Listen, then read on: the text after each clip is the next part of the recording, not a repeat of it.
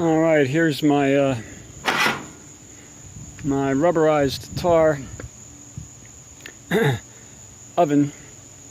It's just on the side of my regular grill. I don't use the inside of the grill. I'm just doing everything on the outside here. So I'm going to take the whole thing apart and show you the whole thing here. So and it's unfortunate that the sunlight is kind of bright here. So got these pair of pliers to hold this piece together. It's just a round, like that round piece there. It's just a round bit there. So we'll take the cover off here. This is just a piece of metal, so I couldn't be doing this if it was hot. This whole thing is cooled off, and so I don't need any gloves on here. So that was the cover. Here's the pliers that hold this piece together here. When I run it, I've got some tin foil around the outside to help keep the heat down. It's almost like a little blanket.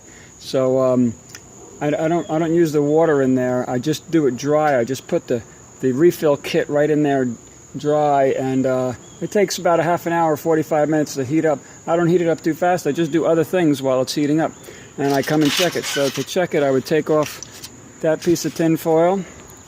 I take off the lid thing here, and I look at the kit.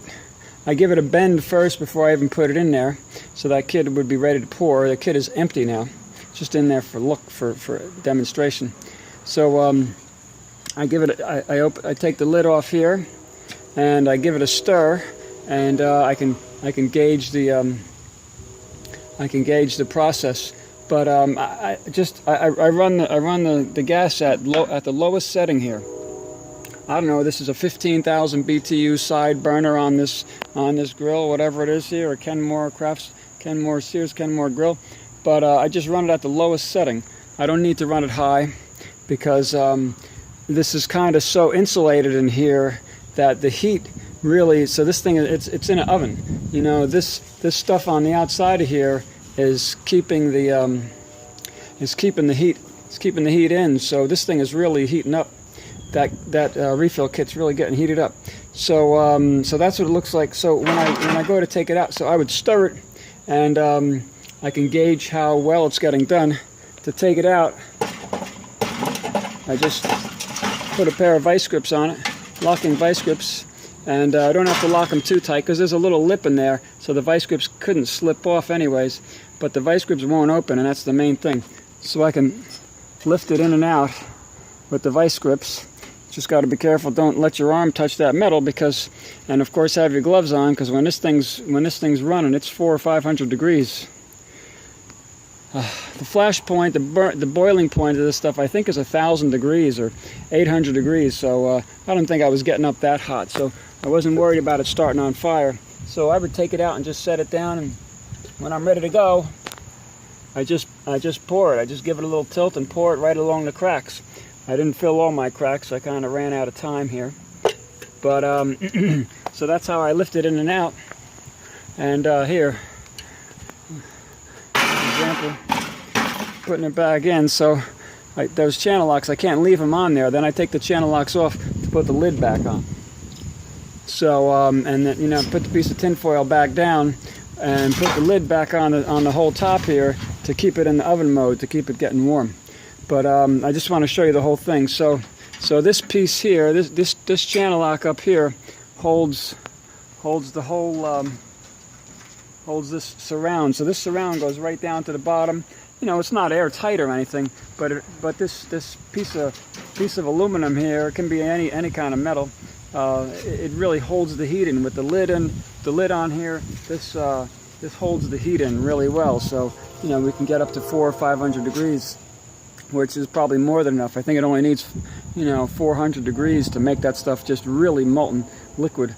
And you may find that you don't even want it. You may find you don't even need all of the lid. You don't even need that extra tin foil, just the lid once you get it warm, to keep it warm, because when it's really, really, really liquid, it runs too much. And if your driveway is on an angle, then it might run down the cracks.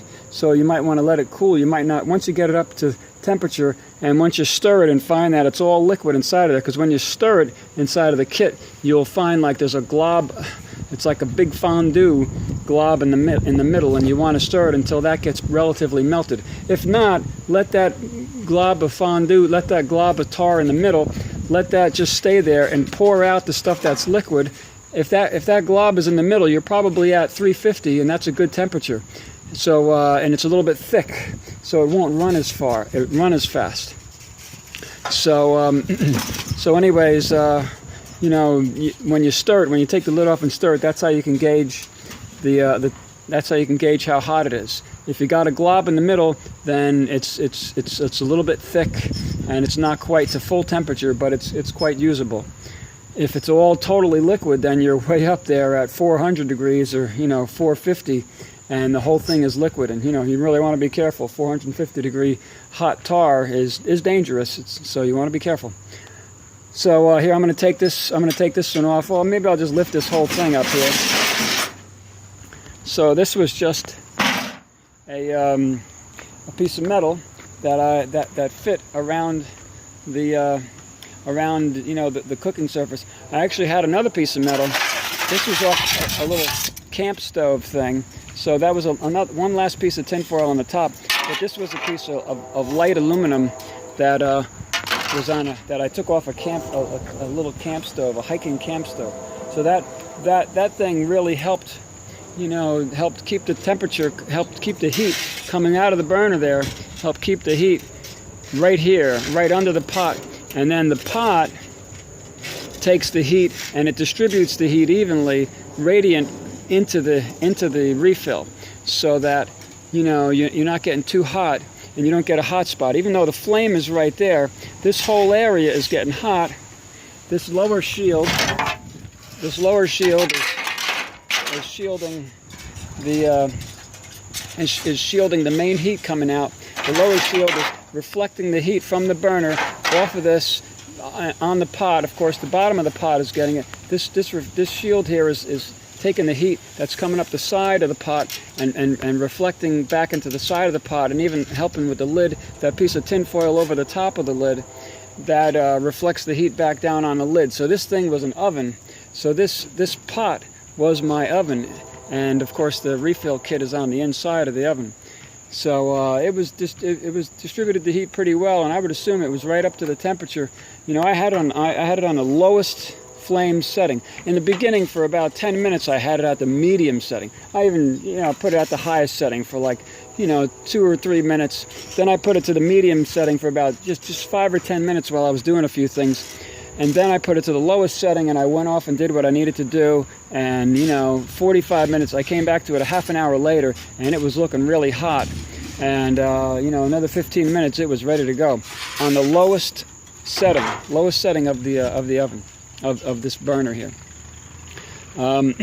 So that's pretty much it.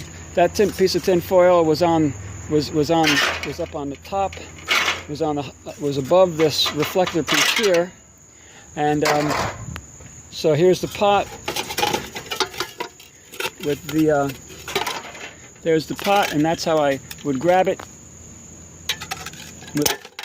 with a vice grip. That's how I'd lift the refill kit out. There's the shield that went around the pot.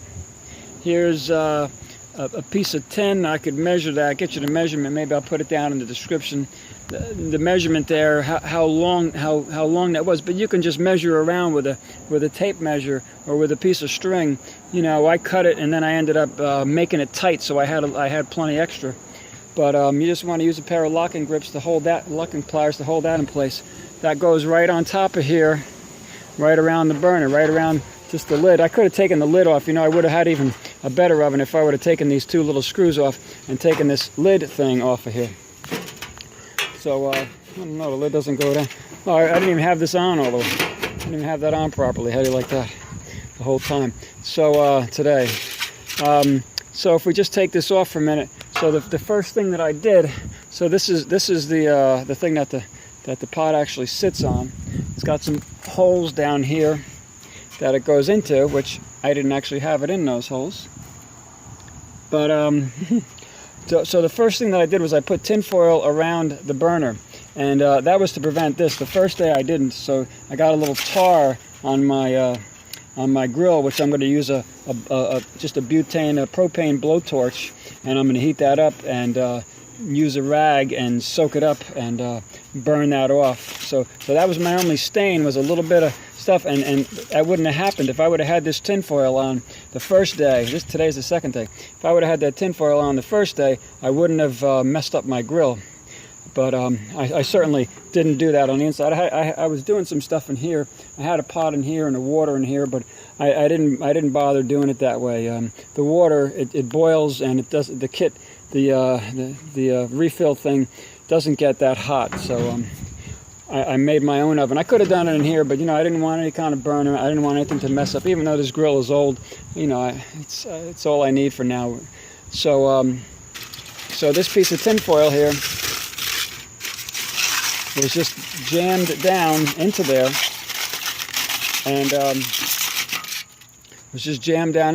and that stopped some of the airflow coming down here, coming up from the bottom. It reduced the airflow, and which made this oven area get hotter, and it also would protect against that. So you can see I got some tar down there, which my wife is not happy about, but I think I can remove that with the blowtorch. Just melt it up, just hit it with the torch, melt it up hot.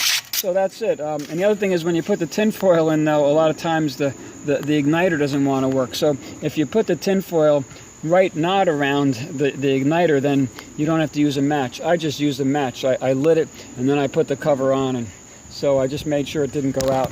You got to memorize. I don't have information here on what's high and low, and you have to memorize what positions your switch is in before you start doing this, because you can't see the flame once you put the pot on. Once you put the shields, the surrounds on, you can't see the flame anymore. So that is it. That's how I heated up.